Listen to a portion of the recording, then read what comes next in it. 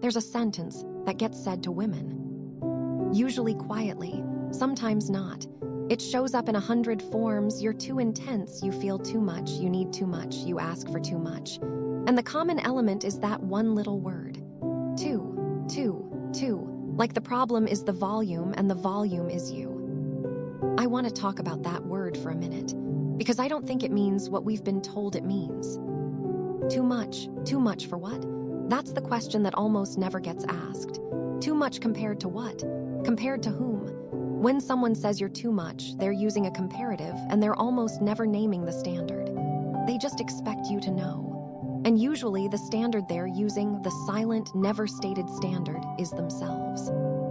So the sentence isn't really, you're too much. The sentence is, you're too much for me. And those are not the same sentence. I want to be careful here because, look, I'm not saying every woman who's ever been called too much is being unfairly accused. Sometimes intensity really is unprocessed pain leaking sideways. Sometimes the asking really is more than someone can reasonably give. I've been on both sides of this. I'm not pretending I haven't.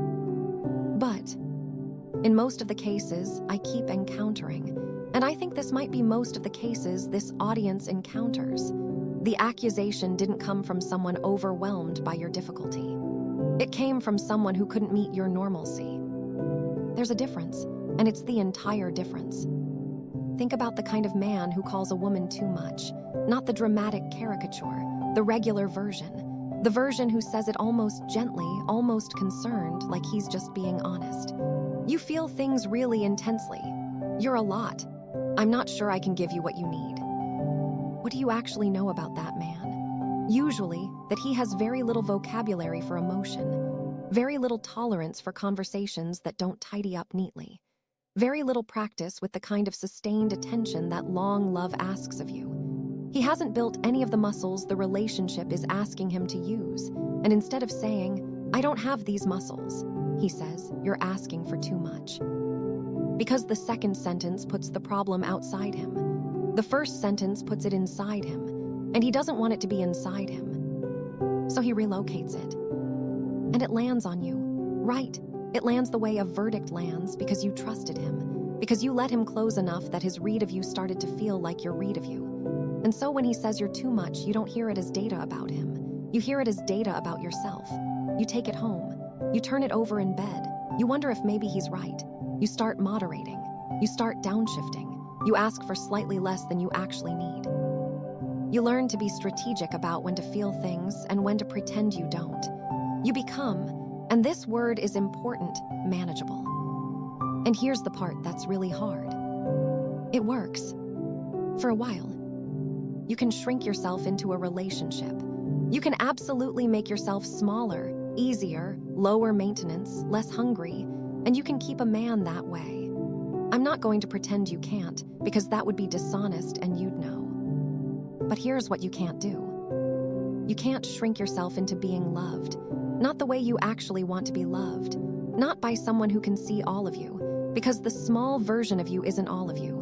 So whatever he's loving when you're shrunk isn't actually you. The full you, the one with all the volume he kept calling too much, she's hiding. She's still there. She's just not in the relationship. And so the deal you cut, the deal that felt like maturity, like growth, like being chill, was actually you trading your full self for his comfort. You took the math problem. You minus him equals too much. And you solved it the wrong way. You reduced you when the actual solution was to change what you were trying to add yourself to. I think this is the part that nobody says clearly enough. You weren't too much. He was too little. And I know that sentence is going to sound like comfort. Like a soothing reframe somebody hands you on a Tuesday because you needed one. And maybe part of what it is. But I don't think it's just that. I think it's actually closer to the math. Because if you really were too much, in some objective sense, there would be a pattern. You'd be too much for every person you encountered. Every friend, every coworker, every stranger who ever talked to you for 10 minutes at a wedding. And that's not what happens, is it? There are people in your life who don't experience you as too much. They experience you as exactly enough. Maybe they're rare, maybe you can count them, but they exist. And they're not lying when they say they can meet you. They're equipped. They have the muscles. They have the curiosity. They have the bandwidth. The man who told you that you were too much wasn't measuring you against them. He was measuring you against himself. He was the unit of comparison, and he was a small unit. I might be wrong about this. I should say that out loud. There are versions of this where the woman really is bringing more chaos than the situation warranted, and the right move was for her to look inward. I'm not saying that doesn't happen. I'm saying, when I look at the women I'm thinking about, when I read the messages, when I listened to the stories, that's not usually what was happening. What was usually happening was a man who didn't have the language for what was being asked of him, and he reframed his deficit as your excess. That's not a small thing to notice. It changes what the relationship was. It changes what the breakup was. It changes who needed to grow and in which direction. Because if you spent 2 years, 3 years, 5 years being told you were too much, you didn't just lose a relationship. You lost a piece of yourself you'd been pruning back to fit a smaller container. And when the relationship ended, you didn't just have to grieve him. You had to figure out where the trimmed off parts of you went, whether they were still alive, whether they could grow back. That's a different kind of recovery than the one we usually talk about. I don't have a clean ending for this.